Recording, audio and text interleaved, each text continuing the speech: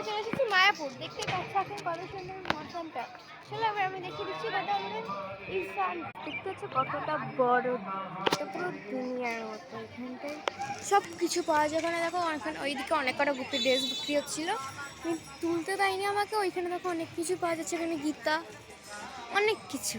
আর এইদিকে অনেকটা জায়গা আছে, চলো এবার এই দিকটা গিয়ে দেখাই তোমাদেরকে।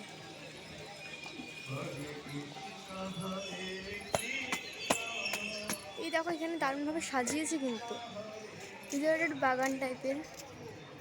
এখানটা সিকিউরিটি আছে, এখানে ফোয়ারা আছে, একটা ফোয়ার, ওই দিক থেকে নৌকা।